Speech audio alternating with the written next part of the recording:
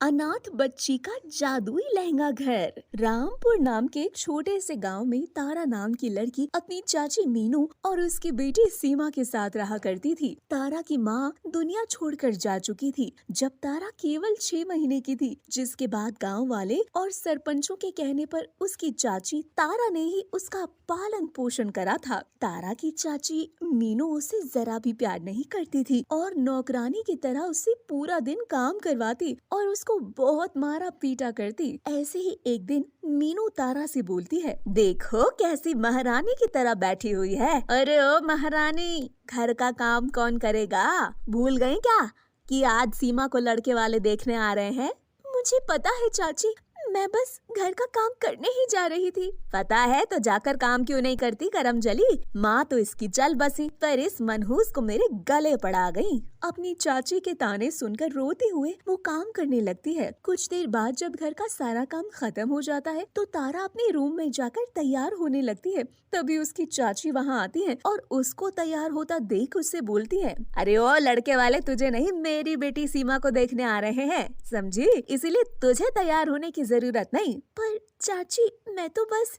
चुप कर, समझी? जितना कहा जाए ना बस उतना ही कहा कर और जाकर सीमा को तैयार कर। आज वो तुझसे सुंदर दिखनी चाहिए और अपनी ये शक्ल लेकर लड़के वालों के सामने मत आना। ये बोलकर मीना वहाँ से चली जाती है और तारा सीमा को जाकर तैयार करती है। कुछ देर बाद लड़के वाले घर आते हैं, पर क्योंकि सीमा बिल्कुल भी सुंदर नहीं होती, इसीलिए लड़के वाले सीमा को रिजेक्ट करके जाने लगते हैं। तभी तारा उन सब के सामने आकर बोलती है, मेरी बहन को रिजेक्ट करके मत जाइए। सीमा दिल की बहुत अच्छी है, वो आपके घर को एक सूत्र में पिरो के रखेगी। तारा को देखकर लड़के वाले तारा को पसंद कर लेते हैं, पर उसकी चाची लड़के वालों की बेइज्जती करके उन्हें अपने ही घर से जाने को कहती है। जिसके बाद मीनू तारा को मारती है और उससे बोलती है, मैंने मना किया था ना तुझे कि लड़के वालों के सामने नहीं आना, फिर क्यों आई? उनके सामने देखकर तेरी वजह से मेरी बेटी को रिजेक्ट कर दिया उन लड़के वालों ने। पर चाची, मैंने तो सीमा की भलाई के लिए ये सब किया।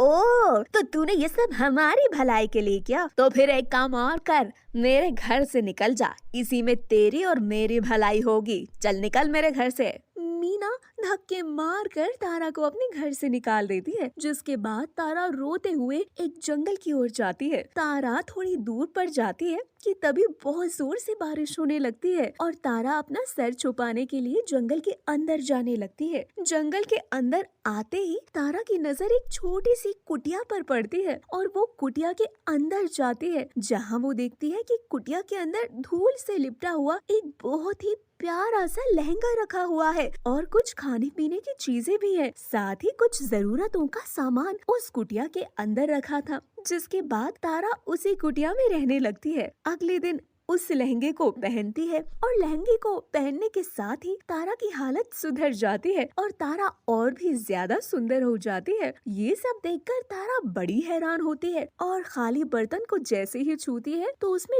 बहुत अच्छी अच्छी खाने की चीजें आने लगती हैं। ये देखकर तारा को तो कुछ समझ ही नहीं आता कि ये सब कैसे हो रहा है। तभी उसको शक होता है कि ये कोई साधारण लहंगा नहीं है और वो अपने जादुई लहंगे को छूकर लहंगे से बोलती है, हे मेरे प्यारे जादुई लहंगे, मुझे और भी कुछ कपड़ों की जरूरत है, क्या तुम मुझे कुछ और कपड़े दे सकते हो? तारा के बोलते ही वो जादुई लहंगा अपनी जादुई शक्तियों से तारा को बहुत सारी अच्छी अच्छी ड्रेसेस देता है। जिसके बाद तारा को पूरा विश्वास होता है कि ये जादुई लहंगा ही है। जिसके बाद तारा अपने जादुई लहंगे से बोलती है, तुम तो सच में एक जादुई लहंगा हो। जादुई लहंगे, क्या तुम्हें पता है कि मैं एक अनाथ हूँ और मेरी चाची ने भी मुझे घर से निकाल दिया है। अब मैं इसी कुटिया में तुम्हारे साथ रहूंगी। मुझे कोई भी जरूरत होगी तो क्या तुम मेरी मदद करोगे? हाँ तारा, मैं हमेशा तुम्हारे साथ रहूंगी। जो कुछ तुम्हें चाहिए मुझसे मांग लेना।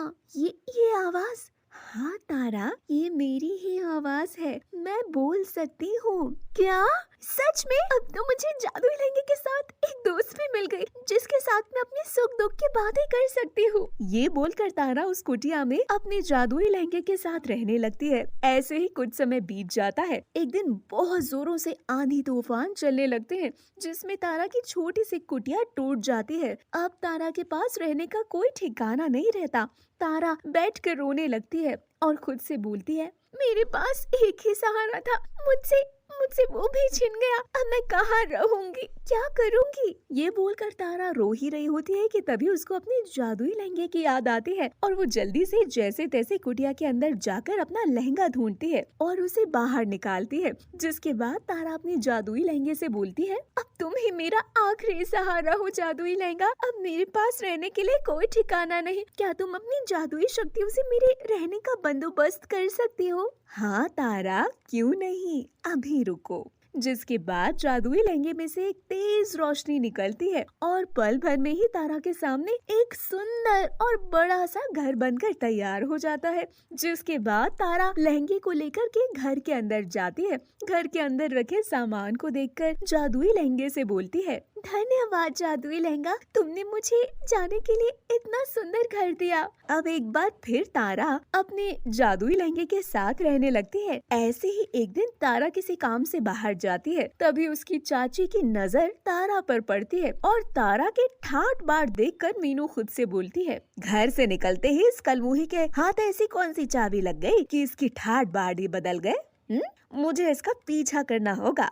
जिसके बाद मीनू तारा का पीछा करती है और मीनू को जादुई लहंगे के बारे में पता चलता है। जिसके बाद जब रात को तारा सो जाती है तो मीनू उसके घर जाकर लहंगा चोरी करने की कोशिश करती है, पर जादुई लहंगा अपनी जादुई शक्तियों से इसकी चाची को मार मार कर उसकी बुरी हालत करता है और तारा की आंखें खुल जाती हैं और मीनू को देखकर वो हैरान होकर बोलती है, चाची आप यहाँ कैसे? मुझे माफ कर दे, मैंने तेरा पीछा किया और मुझे इस जादुई लहंगे के बारे में पता चला तो मैं इस लहंगे को चुराने के लिए आ गई, पर मुझे अपनी गलती का एहसास हो चुका है। मुझे माफ कर दे बेटा और इस लहंगे से बचा ले। अपनी चाची को माफी मांगता देख तारा अपनी चाची को माफ कर देती है। जिसके बाद मीनू को सच में अपनी गलतियों का एहसास होता है और मीनू तारा के साथ रहने लगती है और तारा को एक माँ की तरह ही प्यार करने लगती है और तारा सीमा की बड़ी ही धूमधाम से एक अच्छे घर में शादी करवा देती है। तो दोस्तों ये थी हमारी आज की वीडियो। हमारी वीडियो आपको कैसी लगी हमें कमेंट करके जरूर अपना जवाब बताएं और ऐसे ही मजेदार कहानियों को देखने के लिए हमारे चैनल को सब्सक्राइब जरूर करें। और हाँ दोस्तों, हमारी अच्छी अच्छी कहानियों को अपने दोस्तों के साथ जरूर शेयर करें ताकि उन्हें भी ऐसी कहानियों को एंजॉय करने का मौका मिल सके।